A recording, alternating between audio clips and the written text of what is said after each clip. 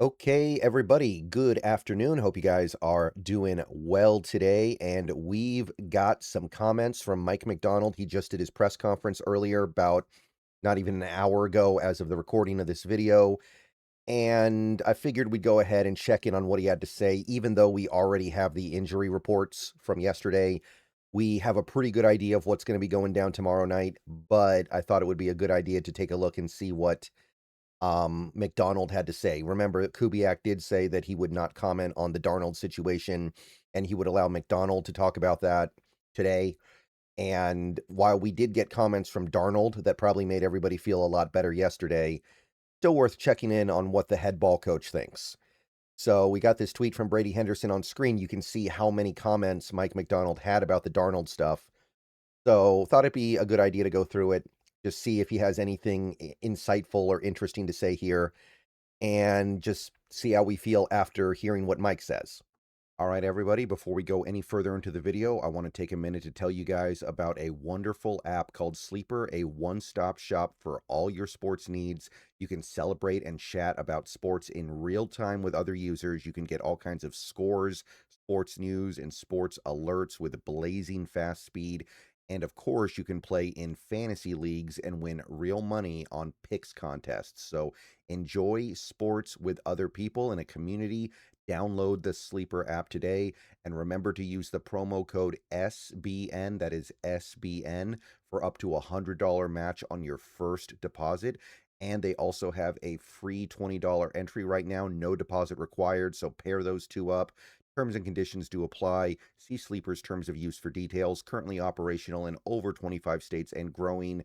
Check out the Sleeper app and have fun with sports this year. All right, so let's go through some of these comments. I'm not going to read through everything that Macdonald said, but let's take a look at some of the interesting sentences in here. So obviously, he opened up the press conference with comments about Sam, more or less, because that's the most interesting thing going on with this team right now. And he said that I see it the same way that Sam sees it, because Sam obviously made comments yesterday to the media.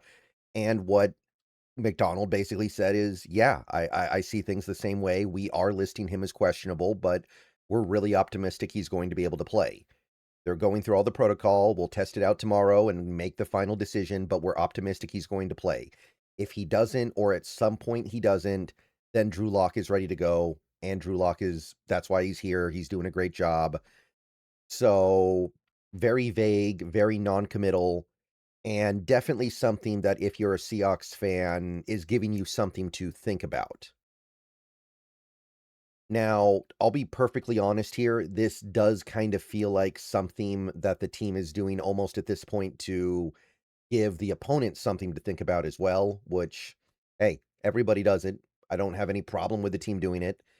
It does kind of leave us as, the fans in a little bit of a awkward limbo where we have to sweat this out a little bit. But it does kind of sound like they think it is a possibility that he cannot play.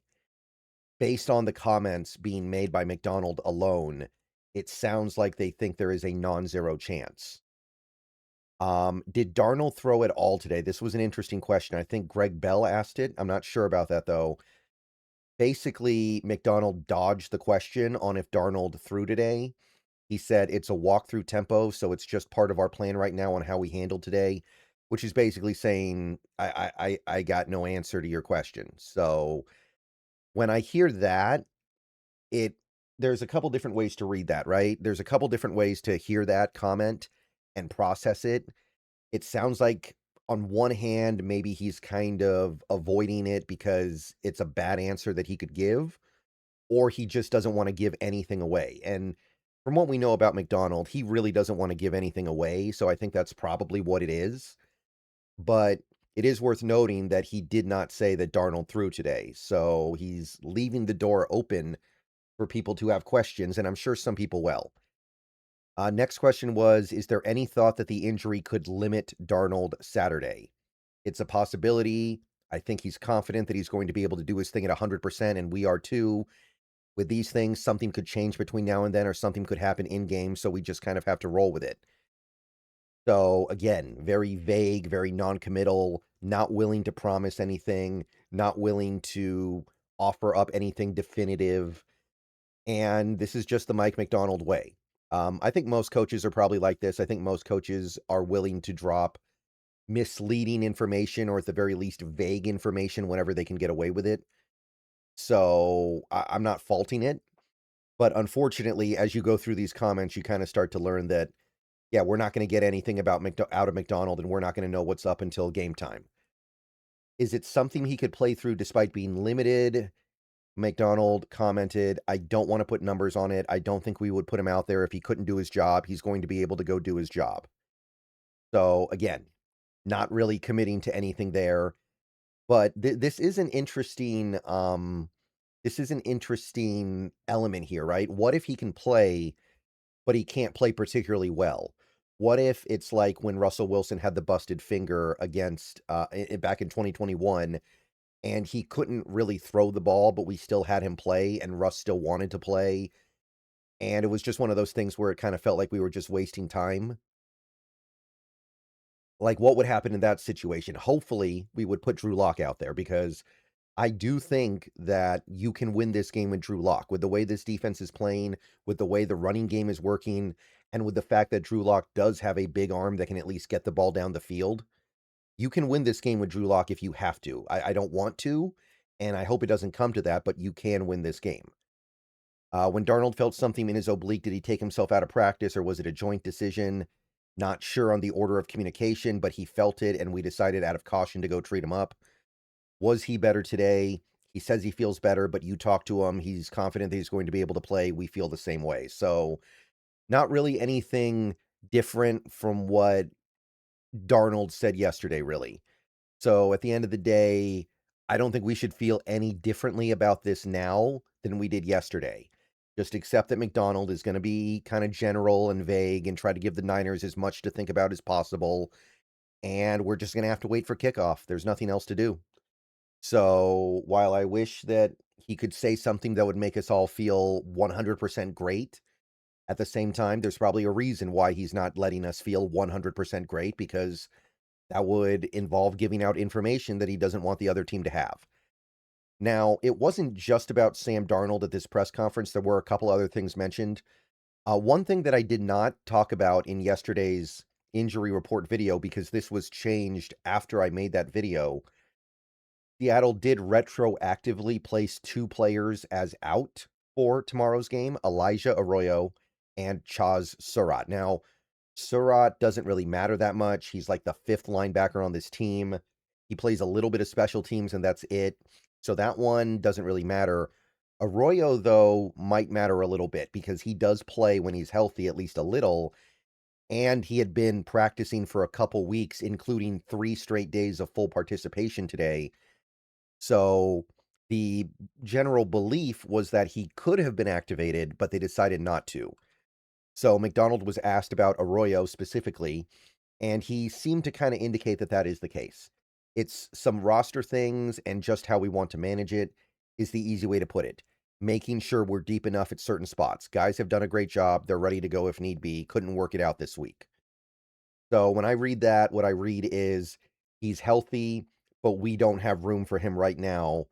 And also, I think the kind of unstated thing there is that Arroyo doesn't really fit the offense right now because we've become such a running team that a pass catching tight end that doesn't block all that well is not something that we have room for right now. And maybe if he was a little bit better, maybe if we had a little more faith in him, it would be different, because then you would be willing to live with some of the flaws. But Arroyo has not been a big time player for us this year, so we can live without him. And right now, you look at this team, you've got AJ Barner, who is playing great. You've got Eric Saubert, who has been a really good second tight end as a blocker. And you've got Brady Russell, who's been good on special teams. And Robbie Oots, I thought, played his best game of the season against the 49ers 2 weeks ago. You don't really want to mess around with that too much. And a guy like Arroyo, while he does offer some things that these other tight ends don't, I don't think that he fits in that well with what this team has become. So you got to make sure you have depth at tackle right now because of the Josh Jones injury. So that's probably affecting things as well. You've got to protect yourself a little bit against some stuff defensively because while it doesn't seem like it really matters that much, DeMarcus Lawrence and Reek Woolen did show up on the report this week. So you want to insulate yourself against something bad happening to those guys as much as you can. And yeah, there's just no room for a guy like Elijah Arroyo right now. But again, the insinuation here, I think, is that he is healthy. They just don't have room for him. So I understand it. I'm cool with it.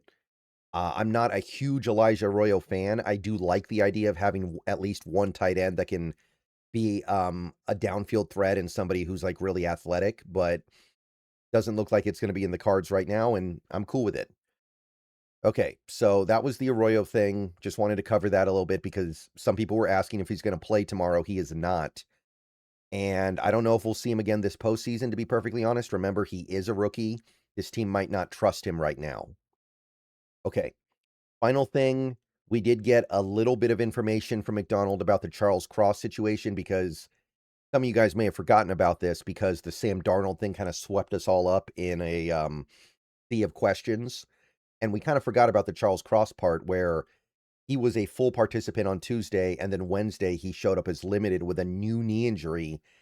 And it was like, what the heck is going on? What happened? And today, Macdonald actually did explain something happened in practice. I think he got tangled up with somebody else, but he did assure us it was precautionary. Nothing happened. They just wanted to be careful. Now is the time to be careful. And there's no doubt he's ready to go. And he's about as close to 100% as you can be for a player in his circumstance. So, I mean, something did happen. So our concern was valid. Our concern was warranted, but he's good to go. All right. So that is about all we got right now. That is the main stuff that Macdonald went through today. So, hey, we're just waiting for kickoff. See you guys later. Go Hawks. Everybody have a good rest of your day. Might be another video later, but we're locked in. So let's go get it.